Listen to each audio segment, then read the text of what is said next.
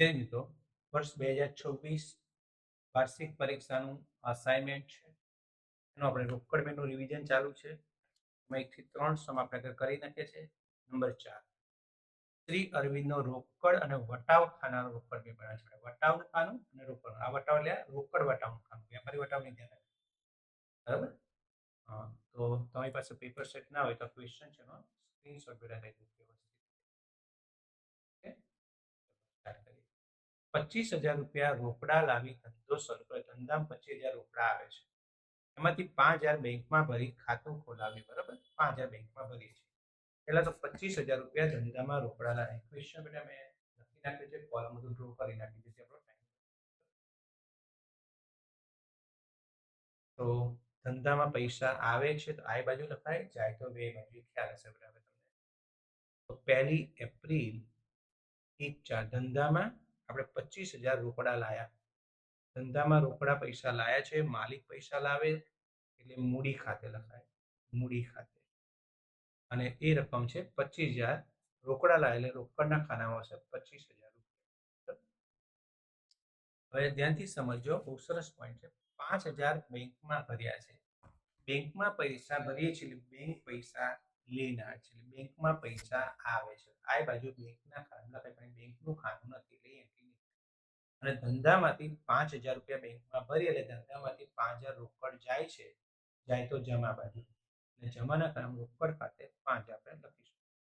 પહેલી તારીખ અને આ જમા ખર્ચી વાળા છે એટલે રોકડના કામ લખ્યું તો વિગતમાં આવે અહીંયા બેંક ખાતે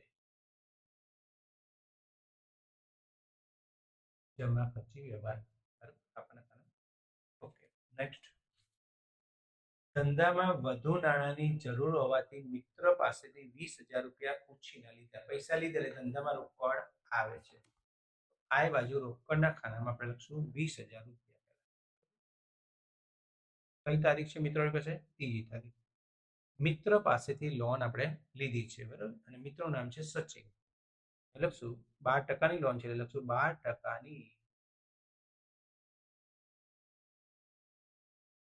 સચિનની લોન ખાતે. પૈસા આવે છે આ બાજુ.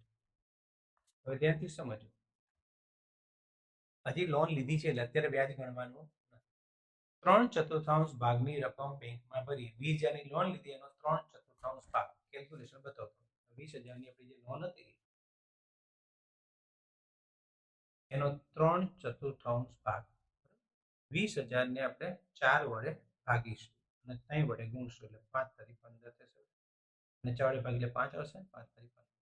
15,000 રૂપિયા તમે શું કર્યા છે? બેંકમાં ભર્યા છે. બેંકમાં ભરો છો, બેંકમાં પૈસા આવે એટલે આ બાજુ બેંકના કામ લખાય પણ આ બાજુ બેંકનું કામ નથી. બેંકમાં પૈસા ભર્યા, ધંધામાંથી રોકડ જાય છે, બે બાજુ રોકડના કામ લખાશે. 15,000 રૂપિયા આપણે ભર્યા છે, બે બાજુ ધંધામાંથી રોકડ જાય છે, રોકડના કામ 15,000. બેંકમાં ભર્યા છે એટલે વિગતમાં લખાશે બેંક ખાતે અને તારીખ છે 3 બરાબર. જમા ખર્ચી વ્યાજ થયો. નેક્સ્ટ. હવે ધ્યાનથી સમજીએ મિત્રો. નવીન પાસેથી 12,000નો માલ 10% વેપારી વટાવ 5% રોકડ વટાવે ખરીદ્યો છે અને 60% રકમ રોકડેથી અને 40% રકમ ચેકથી ચૂકવી છે. બરાબર? એટલે આખો વ્યાજ રોકડ છે. અડધા પૈસા, થોડા પૈસા રોકડે ચૂકવ્યા છે, થોડા તમે ચેકથી ચૂકવ્યા છે. તમે કેલ્ક્યુલેશન કરી બધા. 12,000નો માલ છે, માલની રકમ 12,000 છે, એમાં 10% વેપારી વટાવ છે. 12,000ના 10% 1,200 રૂપિયા બાદ કરી નાખીએ. 10,800 રૂપિયા આવશે અને 5% રોકડ. આખો વ્યવહાર રોકડ છે એટલે બધી રકમ પર રોકડ વટાવ. 5% રોકડ વટાવ. 10,800 ના 5% 540 હશે. 10,800 ગુણ્યા 5%, 540 રૂપિયા રોકડ વટાવ. ત્યાંથી સમજો રોકડ વટાવ છે, વટાવનું ખાનું છે એટલે એની એન્ટ્રી કરવી પડશે. રોકડ વટાવની, વેપારી વટાવની ગણતરી થાય લખાય નહીં. વેપારી 10,800માંથી 540 કાઢી નાખીએ. 10,260 રૂપિયા. હવે આપણે સૂચના એવી આપી છે કે 60 આનો 60% ભાગ એ તમે રોકડેથી અને બાકીનો 40% ભાગ એ ચેકથી બરાબર ચૂકવ્યા છે. બરાબર? માલ ખરીદ્યો છે. બે બાજુ નોંધ થશે. 10,260 ના 60% ના 60%, 6,156 રૂપિયા અને 40%, 4,104 રૂપિયા. આટલા પૈસા તમે ચેકથી ચૂકવ્યા છે. 60% રકમ રોકડેથી અને 40% રકમ ચેકથી ચૂકવી છે. હવે મિત્રો અહીંયા ચેક એટલે બેંકનું ખાનું, પણ બેંકનું ખાનું કંઈ બનાવવાનું નથી, એટલે આ રકમ નહીં લખાય. જે રોકડનું ખાનું આપણે બનાવ્યું છે એટલે ખાલી રોકડની રકમ લખાશે અને રોકડ વટાવ લખાશે. માલ ખરીદ્યો છે એટલે વ્યય બાજુ નોંધ થશે બેટા. ચોથી તારીખ છે, માલ ખરીદ્યો છે એટલે ખરીદ ખાતે લખાશે. અને જે રોકડ વટાવ છે 540 રૂપિયા, એ વટાવના ખાનામાં આવશે 540. અને 6,156 રૂપિયા જે રોકડા ચૂકવ્યા છે એ રોકડના ખાનામાં છે 6,156 રૂપિયા. હવે મિત્રો 5મી તારીખ અને વ્યવસ્થિત સમજવા જેવી તારીખ છે. અહીં એક પ્રિન્ટિંગ મિસ્ટેક પણ છે. નવીન પાસેથી ખરીદેલો બધો જ માલ કુણાલને પડતર કિંમત પર 25% નફો ચડાવીને વેચ્યો. પડતર કિંમત એટલે આપણે જે માલ ખરીદ્યો હતો એના ઉપર ડાયરેક્ટ 25% ઉમેરવા છે.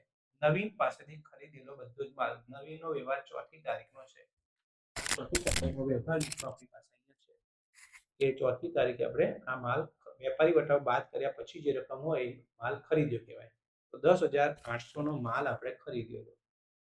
10,800 નો માલ ખરીદ્યો હતો. આ પડતર કિંમત કહેવાય. જો વેચાણ કિંમત કે આની આગળનો દાખલા આપણે ધારી કરી તે કરવું પડે, પણ પડતર કિંમત છે ધારવાની ડાયરેક્ટ 25% ઉમેરી દેવાના. નફો ઉમેરાય, ખોટ હોય તો બાદ થાય. 25% નફો 10,800 છે એના 25% 2700 રૂપિયા અંદર ઉમેરી દઈશું. એટલે આની કુલ રકમ આવી 13,500 રૂપિયા. મિત્રો હવે શું કીધું છે? 4% રોકડ વટાવ કાપી અડધી રકમ ચેકથી મળી. બરાબર. હવે મિત્રો અહીં એક વસ્તુ ખાસ સમજવાની છે. તો પહેલા કેલ્ક્યુલેશન પતાવી દઉં, પછી વસ્તુ સમજાવી દઉં. કેલ્ક્યુલેશન તારીખ જોડો. 4% રોકડ વટાવ કાપી અડધી રકમ. તો અડધી રકમ જ આપણે ચૂકવીએ છીએ. તો 13,500 છે એના પહેલા અડધા કરવા પડશે. બરાબર. 13,500 ડિવાઈડ 2 કરી દઈએ એટલે 6,750 રૂપિયા આપણે ચૂકવ્યા છે. બીજા બાકી છે, બાકીનું કંઈ આપણે લેવા દેવું નથી. અને જેટલા પૈસા ચૂકવે એમાંથી જ રોકડ વટાવ બાદ થાય. 6,750 છે એનો 4% વટાવ છે એટલે 270 રૂપિયા આપણે બાદ કરી નાખીએ. તો 6,750 માંથી 270 જાય એટલે 6,480 રૂપિયા આવશે. હવે ધ્યાનથી સમજીએ, આ માલ આપણે વેચ્યો છે. વેચીએ એટલે આપણી આવક કહેવાય, એટલે એની આય બાજુ નોંધ થશે. પેલા તારીખ લખી નાખું. 5મી તારીખ છે. માલ વેચ્યો છે એટલે વિગતના ખાનામાં આવશે વેચાણ ખાતે. હવે 270 રૂપિયા જે રોકડ વટાવ છે એ વટાવના ખાનામાં લખાય. હવે મિત્રો ખાસ એક ધ્યાનથી સમજ્યા જેવી વાત છે. તમને કીધું છે આ પૈસા તમે ચેકથી ચૂકવ્યા છે. ચેક એટલે બેંકના ખાનામાં લખાય. બરોબર ને? હવે બેંકનું ખાનું તો અહીંયા ક્યાંય આપણને આપ્યું નથી, તો એની નોંધ ના થાય. પણ જો આ રીતે એન્ટ્રી કરવા જઈએ તો તમને અહીંયા જે જવાબ આપેલા છે એમાં આ જવાબ તમારો આવતો નથી. એટલે જો અહીંયા આ એક વસ્તુ સુધારી નાખીએ, આપણે ચેકની જગ્યાએ રોકડ કરી નાખીએ તો એ ભાઈએ જે જવાબ આપ્યો એ પ્રમાણે તમારો જવાબ આવી જાય મિત્રો અહીંયા. બરોબર. 23,924. એટલે અહીંયા જો ચેક શબ્દ આપ્યો હોય તો કોઈ ફેર ના પડે, ખાલી આ રકમ જવાબ બદલાય તમારો મિત્રો. બરાબર. પણ આ ચોપડીમાં જે જવાબ આપ્યો છે એ જવાબ તમે લાવવો હોય તો આની ભૂલ છે. અહીં ચેકની જગ્યાએ રોકડ શબ્દ કરવો પડે. બરાબર. તો આ જવાબ તમારો આવે. પરીક્ષામાં જો ચેક જ હોય તો પછી આપણે ચેકથી જ ગણવાનું છે, તો જવાબ તો મતલબ નથી. પણ આપણે જવાબ આપ્યો છે એ પ્રમાણે તમારે જવાબ લાવવો છે તો આ પ્રિન્ટિંગ મિસ્ટેક કહેવાય. ચેકની જગ્યાએ રોકડ લખીએ તો આ તમારો જવાબ મળી જાય મિત્રો. આ જવાબ પ્રમાણે ભૂલ છે, આ સુધારી લઈએ. અહીં ચેકની જગ્યાએ રોકડ કરી નાખશું બેટા. તો આપણે માલ વેચ્યો છે એટલે આટલા પૈસા આપણને રોકડા મળ્યા છે. રોકડના ખાનામાં આવશે 6,480 રૂપિયા. બરાબર. તો આપણે અહીંયા એ રકમ સુધારી છે. નેક્સ્ટ, બેંકે 30,000 નો ઓવરડ્રાફ્ટ મંજૂર કર્યો. ઓવરડ્રાફ્ટ મંજૂર કર્યો બિન આર્થિક વ્યવહાર કહેવાય, એની કોઈ નોંધ થાય નહીં. બરાબર. રાધાને 1420 ના હિસાબ પેટે 1400 રોકડા ચૂકવ્યા. રાધાને 1420 આપવાના હતા. આપણે 1400 ચૂકવ્યા અને 20 રૂપિયા ઓછા ચૂકવ્યા એટલે 20 રૂપિયા વટાવ કહેવાય. ચૂકવ્યા એટલે બે બાજુ લખાશે. બે બાજુ લખશું. તારીખ છે 7. રાધાને પૈસા ચૂકવ્યા છે એટલે લખાશે રાધા. 1420 આપવાના હતા, એમાં 20 રૂપિયા આપણે ઓછા આપે વટાવ લખવાના અને 1400 રૂપિયા આપણે ચૂકવ્યા છે રોકડા એ રોકડા. મિત્રો આ રીતે આટલા વ્યવહારો દાખલામાં આપણી પાસે બતાવેલા બરોબર. એ પ્રમાણે તમે ગણતરી કરી. હવે સરવાળો કરી નાખીએ. વટાવનો સરવાળો 270. મિત્રો વટાવમાં તો જે બાજુ જે સરવાળો હોય એ લખાય, એમાં કોઈ તફાવત શોધવાનું ના હોય. નાનો 560 રૂપિયા જે બાજુ જે સરવાળો હોય એ લખવાનું, એમાં કોઈ તફાવત શોધવાનો હોતો નથી તમારે બરાબર. રોકડનો સરવાળો કરી આ બાજુ 25,000 ને 20,000 બીજા 680. 25 ને 20 45,000 વત્તા 6,480 એટલે 51,480. એનો સરવાળો અહીંયા આવશે 51,480. એમાં ત્યાં બીજી રકમ બાકી 15 ને 5 20,000 20,000 કરી નાખીએ. માઇનસ 6,156 6,156 માઇનસ 1400 એટલે 23,924 અહીં તફાવત આવશે.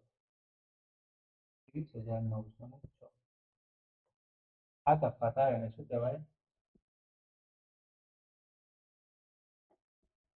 બાકી આગળ લઈએ. આ ચોથો મહિનો છે, છેલ્લી તારીખ 30 હોય, જે બાકી લઈ ગયા આગળના મહિના બાકી આવ્યા. ચોથો મહિનો તો એટલે 5મો.